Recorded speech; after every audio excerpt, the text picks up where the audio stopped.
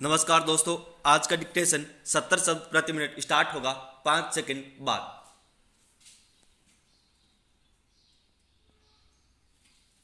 Start. देश में corona के हालात दिन ब दिन बिगड़ते जा रहे हैं। उत्तर प्रदेश सहित महाराष्ट्र, गुजरात, केरल, कर्नाटक, पश्चिम बंगाल, मध्य प्रदेश, पंजाब, छत्तीसगढ़ और दिल्ली में तो वायरस का विकराल रूप दिख ही रहा है। पहली लहर में इसकी रोकथाम में शानदार काम करने वाले राजस्थान जैसे राज्य भी विकट स्थिति के मुहाने पर हैं। दिल्ली, लखनऊ, भोपाल और सूरत सहित देश के कई शहरों से कोरोना के शिकार लोगों के अंतिम संस्कार की दिल दहला देने वाली फोटो खबरें देख सुनकर अश्रुधाराएं ही बह रही हैं। अफसोस यह है कि एक ओर जहां अधिकतर आबादी बिना मास्क और परस्पर दूरी बनाए बिना घूम रही है, वहीं हमारे राजनेता और राजनीतिक दल चुनाव और वोटों के खेल में लगे हुए हैं। पश्चिम बंगाल का चुनाव तो जैसे राजनीतिक दलों की जीवन मरण का प्रश्न हो गया है।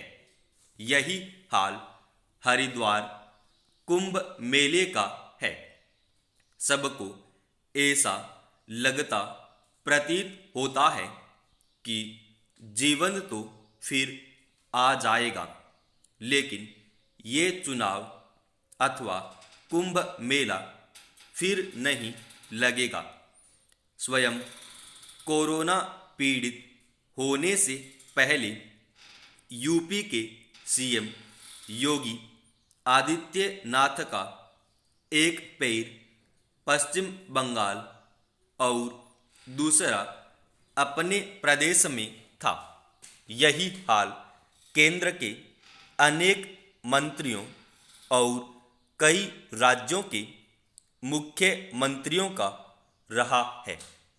यह सवाल कोई किसी से नहीं पूछ रहा है कि जब देश ने पहली लहर को अच्छे से काबू कर लिया, तब हम टीका आने के बावजूद दूसरी लहर को ज़्यादा रौद्र रूप धारण करने से क्यों नहीं रोक पाए।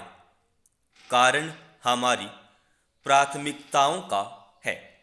गुजरात हाईकोर्ट ने फरवरी में राज्य सरकार को आगाह किया, लेकिन उसने कुछ नहीं किया।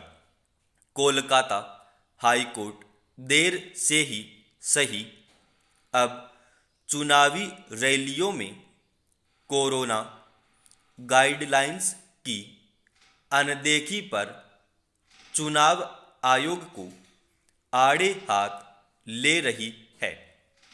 इलाहाबाद हाईकोर्ट राज्य में किसी के बिना मास्क देखने पर पुलिस पर अवमानना के मुकदमे की चेतावनी दे रहा है।